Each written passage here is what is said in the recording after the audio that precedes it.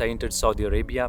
There were some women selling tea, so I went to their stall and had the tea, and they were so surprised to see me that I'm traveling all the way from Pakistan and going to Makkah to perform my Umrah. So some of these moments that I still love.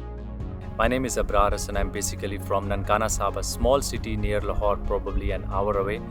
But for the last 13-14 years actually I'm living and working in Germany. In 2019 I actually started my motorcycle travel journey from Germany all the way to Pakistan. But my initial plan was to go all the way to Central Asia and finish my travel in Pakistan and India. But as I was going to start traveling, the COVID hit and I couldn't complete lots of restrictions. So I actually had to delay my journey, and during the last 2 years all the countries have started to reopen again, and Saudi Arabia was one of those countries. So it was always my dream to go and visit the Arab countries, especially Jordan, Saudi Arabia, Iraq, and also perform Umrah, because as a Muslim it is a dream, especially coming here on a motorcycle. That's something very special.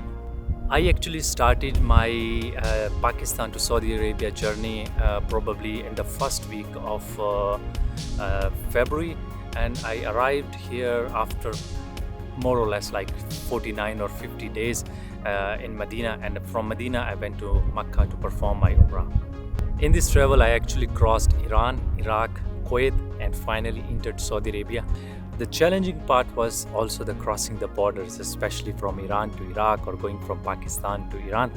But alhamdulillah, everything went really fine. Whenever I go out with my motorcycle, the people, they just absolutely, their support and the love I am receiving right now is just incredible.